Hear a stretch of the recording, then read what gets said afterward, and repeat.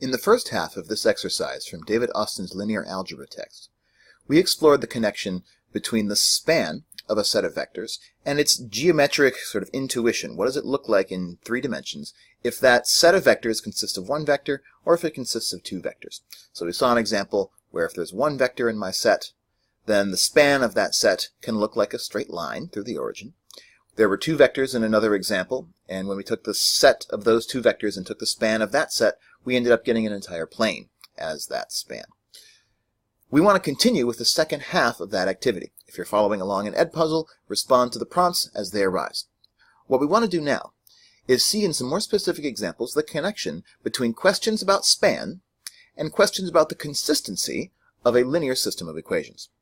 Remember, the span of a set of vectors, by definition, is the set of all linear combinations of those vectors. In other words, if somebody gives me a set of vectors, a bucket of vectors, then the span of that set of vectors is everything that I can make out of those vectors using the process of linear combination, which is the engine that drives linear algebra. So let's look at that in some specific examples. Suppose in part C here that I'm given 2 vectors v1 and v2, and I'm asking a question about whether this third vector, 1, 2, negative 2, 4, call it b, is this third vector in the span of v1 and v2. In other words, if somebody were to hand me these 2 vectors, could I make this third vector out of those 2 via linear combination? That's really what we're asking here by definition of span. Does there exist some linear combination of this v1 and this v2 which is equal to that b? So how do we answer that question? Again, by definition, the span of v1 and v2 is the set of all linear combinations c1 v1 plus c2 v2, where c1 and c2 range over all possible real numbers. So all possible linear combinations of v1 and v2 with any weights that we want to at all. That whole collection forms the set, which is the span of v1 and v2. So the question about whether b belongs to that set is really the question about whether b is equal to what? It's really the question about whether b is equal to some linear combination, c1 v1 plus c2 v2. In other words, can I find weights, c1 and c2, such that c1 v1 plus c2 v2 is equal to b? Well, great. So now that I understand it's a linear combination question, how do we turn that into a linear equation question? Which linear system of equations has to be consistent? In other words, which linear equation has to have a solution if it's true that b is equal to some linear combination, c1 v1 plus c2 v2? Remembering that linear combination is exactly the operation which drives matrix multiplication by definition. Remember that when I multiply matrix by vector, what I'm doing is I'm getting a linear combination of the columns of that matrix whose weights are given by the entries in that vector.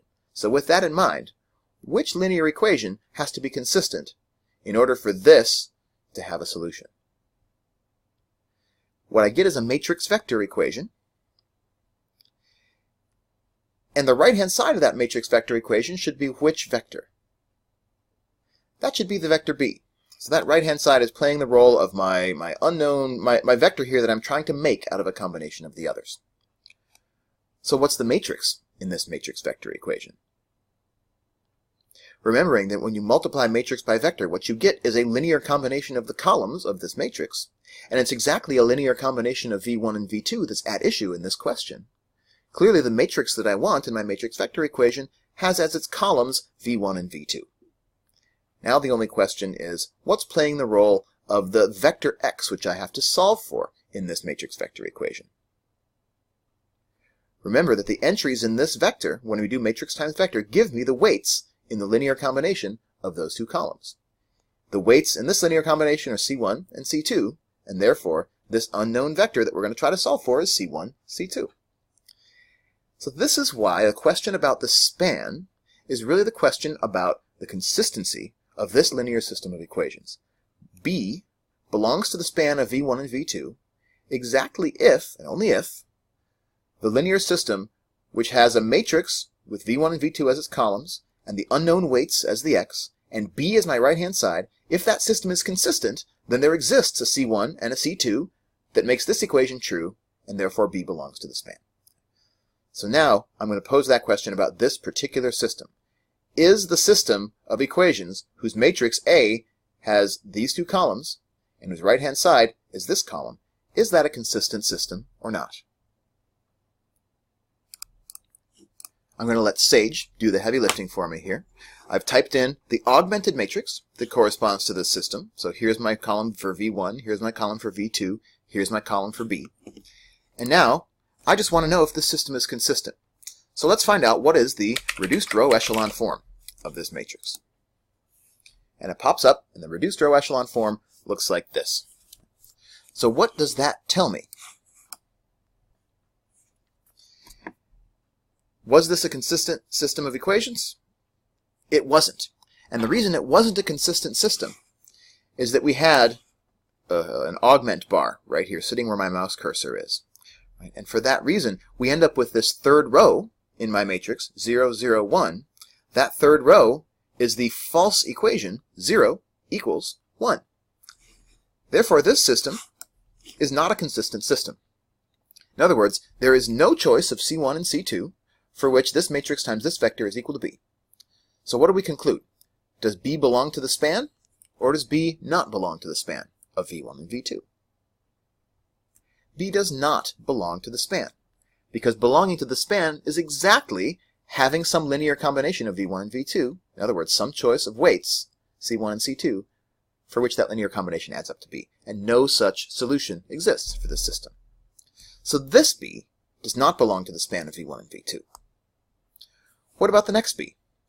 Negative 2, 0, 3. If you set up that system, is that system consistent or is that system not? So swapping out the B vector in my augmented matrix with negative 2, 0, 3, and using the same process, asking Sage in this example for the reduced row echelon form, churn that out, and something different happens in this example. Here's my augment bar between the second and third columns. Now, the third row of this reduced row echelon matrix is a row of all zeros. Namely, it's the true equation, 0 equals 0. So this system of equations is, in fact, consistent. And there's the reduced row echelon form of it, with blank spaces where the zeros should be. So here's a question. Given that this was a consistent system, how do we know that B is some linear combination of V1 and V2? In particular, what linear combination of V1 and V2 is it, given this reduced row echelon form? Remember that the C1 and the C2 that we were supposed to get in this equation, if we were to solve it, those are exactly the solutions of this equation. And when we convert this back into equation form, we're going to get C1 equals negative 2, and C2 equals 1. Therefore, those are exactly the weights that give me the linear combination that turns the V1 and V2 into our B. So because B is negative twice this plus 1 times that, that means it's a linear combination of V1 and V2. So what does that tell us? What it tells us that we care about is that means that B is an element of the span of V1 and V2. Again, by definition, because the span is the set of all possible linear combinations. Anything which is a linear combination will belong to that set. So B belongs to the span. So what does all of this tell me about the nature of the span of these two vectors V1 and V2? What is it going to look like? We found one example of a vector, a point in 3 space, which is not in the span. Another example of a point which is in the span. So if I sketch out in 3 space the vector V1, so 1, 1, negative 1's down here somewhere, and the vector V2, 0, 2, 1, then each of those vectors is going to determine a line. Right? V1 is going to determine this line, which is everything which is parallel to V1 passing through the origin. V2 determines this line, which is everything parallel to V2 passing through the origin. So in this sketch, what is the span of both vectors, the set containing both V1 and V2? What is its span going to look like? Its span is going to consist of everything we can get by arbitrary linear combinations of both V1 and V2. So it's going to include not only this purple line and not only this green line, but it's going to include the entire plane of points which is parallel to both of those two lines and which passes through the origin. So it's not one of the coordinate planes. It's not lying horizontally inside of 3 space. It's at kind of an angle. And it contains both the purple line and the green line. And in a sense, those purple and green lines give me a coordinate system in that span. So in part 2, we found that this vector, negative 2, 0, 3, was an element of the span. And we found that that was true because it was equal to negative 2 of v1 plus 1 of v2. And what that looks like in my coordinate system is from v1, I'm going to go negative 2 times in the opposite, so 2 times in the opposite direction. So negative 2 v1 is in the opposite direction as v1 and twice as long, so it's right about here. I'm going to add that to one copy of v2, and that's going to get me to this point right here, which has the coordinates negative 2, 0, 3 inside of my coordinate system. So again, the weights in this linear combination give me a kind of coordinate system on the span. That the point negative 2, 1, quote unquote, is the point that I get to by going 2 in the opposite direction of v1 and adding 1 in the direction of v2. Meanwhile, this point, 1, negative 2, 4, doesn't belong to the span. That must mean that it's somewhere hovering either above or below that plane, sitting inside of 3 dimensions. This activity concludes with an opportunity for us to think about what the span of a set of 3 vectors can look like. So here we're given 3 vectors, v1, v2, and v3. And the first thing that they're asked to do here is to form the matrix whose columns are this set of 3 vectors and figure out what is the reduced row echelon form of that matrix. So what do you get when you do that, either by hand or using technology? I'm going to take the technology route, and again, entering in a matrix which has those vectors as its columns into Sage and asking for the reduced row echelon form. It spits out this matrix, 1, 0, 0, 0, 1, 0, 0, 0, 1. So if that's the reduced row echelon form, how many pivots did this matrix have? It's pretty easy to see from this reduced row echelon form that there are 3 pivots in this matrix. So in particular, that means there's a pivot in every column, and also that there's a pivot in every row. So now here's the real question, why we care about this example. What does the fact that this was my reduced row echelon form, what does that tell me about the span of these 3 vectors? Remember, the span of these 3 vectors can be thought of as, first of all, the set of all linear combinations of v1, v2, and v3. But because of how matrix multiplication is defined, matrix times vector gives me exactly linear combination of the columns of that matrix. Another way to think about span is it's the set of all b vectors, the set of all right-hand sides, that make this matrix vector equation consistent. They make it possible to find an x for which ax is equal to b. So here's my question for you. Given that we know that the reduced row echelon form of this matrix had 3 pivots in it, which b, so which right-hand sides, which vectors can I put over here that are going to guarantee for me that this system of equations is consistent? Well, think about what would happen if we row reduced this augmented matrix. If we row reduce, then everything on the left-hand side, everything in the coefficient matrix here is going to row reduce down to 1, 1, 1. It's going to row reduce down to a thing that has 3 pivots. And because there's a pivot in every row, that means every one of my, pivot in every column, that means every one of my variables is a basic variable. And because there's a pivot in every row, this system is always going to be consistent. There's no row in my coefficient matrix which gets wiped out to zeros, which can create the possibility for an inconsistent false equation in the row-reduced version of my system. So because I had a pivot in every row, this system is always, always, always consistent no matter what right-hand side vector I placed here. So what does that tell me? What can I say about the span, the b vectors for which ax equals b is consistent? Well, that span is going to consist of all vectors inside of 3 space. Because no matter which vector I choose to put on the right-hand side, the system of equations is going to be consistent, and therefore that vector is a linear combination of the columns. So that's really slick. Because I had a pivot in every column in this example, the system is always consistent, and therefore every vector in 3 space belongs to the span of these 3 vectors. So this activity concludes by thinking about pushing the number of vectors up a little bit. So here we had 3 vectors, and the span of that set of 3 vectors was all of 3-dimensional space. If you think about what that kind of looks like in a picture, that means that I have these 3 vectors, and each one of my 3 vectors is going in some direction that the other 2 are not. So each one of them is telling a unique portion of the story in where we're getting to in the span. If I were to take any one of the 2 vectors away, I would no longer be able to get everywhere that I can with all 3. So all 3 vectors span the entirety of 3 space. I can get anywhere in this room by some linear combination of this set of 3 vectors. Okay, so what if I had more than 3 vectors? What if I had n vectors, a set of n vectors that spans R3? What then does that tell me about the pivots of the matrix in which those vectors are the columns? What can we conclude here? How many pivots must that matrix have if it spans all of R3? Remember, what made this last example tick? What made it so that the span was R3? In other words, here we're using span as a verb. The set of vectors spans R3. It means that the span is equal to all of R3.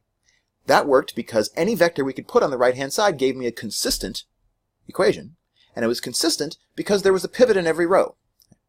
And we need that to happen exactly in these cases as well. Right? That this span will be R3. In other words, every vector is a linear combination. Every vector in R3 is a linear combination of these n vectors. Exactly when we have a pivot in every row. And if I want a pivot in every row, that must mean that I have 3 pivots, just like in my last example. So, because I have a pivot in every row, if I have 3 pivots, and all my vectors here are in R3, that means that this system will always be consistent, and therefore any b that I choose will make the system ax equals b consistent. So as long as this matrix has 3 pivots, that means that the span of this set of n vectors, no matter how many n is going to be all of R3. So that leads the other question. What's the fewest number of vectors that I would need to have in my set in order that the span of that set of vectors be all of R3? So in our first example, we had 3 vectors, and those 3 vectors were sufficient to span all of R3. Each one of them went in a direction that the other 2 did not. Is that the smallest possible number of vectors that I would need in order to span all 3? In other words, is it necessary to have 3 vectors in my set in order to span all of R3? What do you think? Well, remember, the key thing we needed was that we needed a pivot in every row. And the only way that we can get a pivot in every row is to also have a pivot in at least 3 columns. And if I have at least 3 columns in my matrix, that must mean I had at least 3 vectors in my set in the first place. So what this proves for us is if we want to span all of R3, if we want a set of vectors that can get us via linear combination to any point in XYZ space, that must mean that I have at least 3 vectors to work with in my bucket. Because as soon as I take one of those vectors away, now you can imagine that the span of this set of 2 vectors is probably just a plane. And it's not all of 3-dimensional space. I can't get anywhere except on this plane by just using these 2. So I need at least 3 vectors if I want to span all of 3-dimensional space. I can have more if I need to, if I want to, but I need to have at least 3. Because we need to have 3 pivots in this system so that it's always consistent. But I can't have 3 pivots, a pivot in every row, unless I also have a pivot in at least 3 columns. And at least 3 columns means that I have at least 3 vectors to work with. So we're really beginning to get this sense of what span has to tell us about how we describe locations inside of 2-dimensional space and 3-dimensional space. So span tells me the set of all linear combinations of a set of vectors. It's the set of everything that I can make out of the vectors that you're giving me via linear combination. And we just are sort of talking ourselves into the idea that if I want my span to be a 3-dimensional space, I need to have at least 3 vectors in my set to work with for spanning. But that also, if I have more, it's okay as long as we still end up with 3 pivots in the matrix which has those vectors as columns. So all these connections between the solutions of linear systems, the consistency of those linear systems, and the idea of span are super important.